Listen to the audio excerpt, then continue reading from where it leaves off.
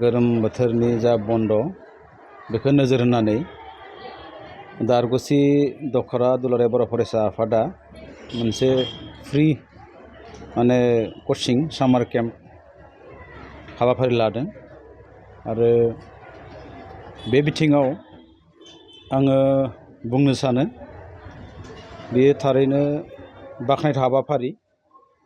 जोंनि ओनसोलाव ओरैबायदि बिगोमाफोर दङ जाय बिगोमाफोरा फरायसाफोरखौ टिउसन होनो थाखाय बिथांमोना माने रां खरस खालामनो हाया। आं सासे फोरोंगिरि हिसाबै जेब्लानाखि जोङो बिगोमानि न'आव भिजिट खालामनो थाङो अब्ला बिथांमोना बुङो आरो जे टिउसनबो होनो हाया, फैसा पातिनि समस्या। दा बेबायदि बिथिङाव आं सानो जाय फरायसाफोरखौ बिगोमा बिथांमोना फैसानि आंखालाव टिउसन आलादायै होनो हाया, बेबायदियाव दिनैनि जा दखरा एबसुनि हाबाफारि बेसेन नाङै फोरोंथाइ होनाय मावबादा, बे हाबाफारिया बेफोरबायदि फरायसाफोरखौ सोलोंथाइ लानायाव मदद होगोन। बिथांमोना नखरारि बिथिङाव जोबोर लोरबां, बेबायदियाव दिनैनि जा बेसेन नाङै फोरोंथाइ होनाय बे बिथिङाव जोबोर मुलाम्फा जागोन होननानै आं बुंनो सानो। आरो बेबायदिनो आंनि बिबुंथियाव आं बिथांमोनखौ थांखिनानै बिबुंथि लाखिदों। आरो बेजों लोगोसेनो जायफोर फरायसाफोरा टिउसन लानो सुबिदा मोनब्लाबो दिनै दखरा एबसुनि बानजायनायाव बे हाबाफारियाव बिथांमोना जुदि बाहागो लायोब्ला जे गरम बन्दनि जा सान बियो ओरैनो जाहाथे थांगारा। समा थांबाय थादों, दिनै फार्स्ट इउनिट थांबाय, बेनि उनाव गरम बन्दनि उनाव लासैनो हयथ'बा हाफ इयारलि एग्जामा फैगोन आरो बेनि उनाव लासैनो फाइनाल एग्जामा फैगोन। बेबायदियाव समखौ हमस्लाब मोना। बेनिखायनो नैबे गरम बन्दनि सान बा गोलोम बोथोरनि जा बन्द बे साना फरायसाफोरखौ मुखुब लाखिनांगौनि जोबोर गोनांथि दङ।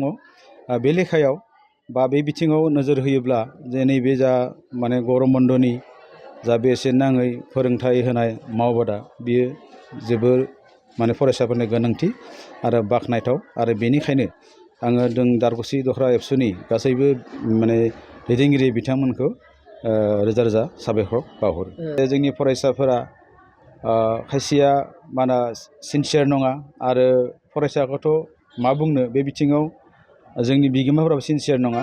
जे गरम बन्द बा गोलोम बोथोरनि बन्द होबाय होननानै फरायसाफोरा माने सेरेखाय बेरेखाय जेरै मेरै थाबायलाबाय, सोरबा आलासिजों थांनाय। दिनै जों दारगुसियावनो नुदों गोबां फरायसाफोरा फैयाखै। बे बेलायाव बे बिथिङाव आं बुंनो सानो जे बिगोमा बिथांमोना जे फरायसाफोरनि दा गोलोम बोथोरनि बन्दखौ जे बन्द होनानै माने सेरखे बेरेखाय जेराव मेरावनो आलासि जाबथिंनो बा ओरैनो न'आव थानो जिरायनो होआबालानो जाहाथे बे सानखिनिया जिहेथु स्कुलाव क्लास गैया, फ्राय गासैबो माने बेबायदि मावबादायाव इंलिस, सानखान्थि आरो बिगियाननि आयदाखौ फोरोंनाय जायो। बेबायदियाव सानसे जिथु थानाङा दसे सम नालाय बेखौ मोजां गोसो होनानै सोलोंना लानो हायो। आरो बेयाव गासैबो फरायसा आरो बिगोमा बिथांमोनखौ आं खावलायनो सानो बिथांमोना जाहाथे बे समखौ ओरैनो हगाराबासिनो जाहाथे एसे गोसो होनानै फरायसाफोरखौ बेयाव बाहागो लानो थाखाय खावलायो। अब्लाना फैबाय थानाय जिथु मेट्रिक आनजाद, बे आनजादाव रावबो फरायसाफोरा माने फेल जानाय नङा।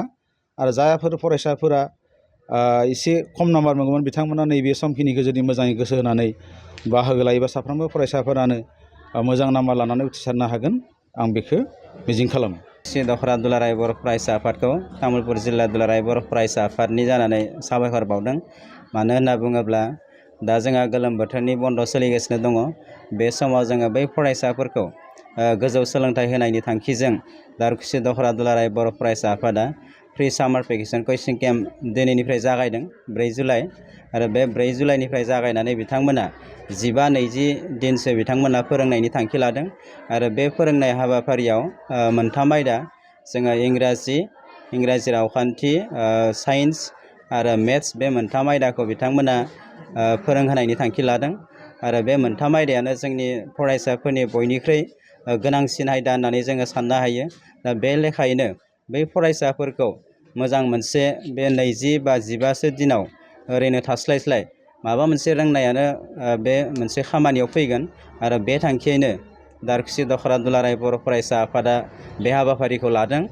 आरो बे हाबाफारिखौ दारगुसि दखरा बर' फरायसा आफादल' नङा, जोङो दुलाराय बर' फरायसा आफादा मोनफ्रोमबो जिल्लायाव मोनफ्रोमबो दखरायाव मोनफ्रोमबो इउनिटआव बिथांमोननि बा जोङो दुलाराय बर' फरायसा आफादनि बिथोन बायदियै जोङो बे हाबाफारिखौ लाबोबाय थादों सिगांनिफ्रायनो दाबो लादों आरो फैबाय थानाय समावबो लागोन बे थांखियैनो दुलाराय बर' फरायसा आफादा फरायसाफोरखौ मोनसे गोजौ सोलोंथाइ होनायनि थांखिजों बे हाबाफारिखौ लानाय जादों।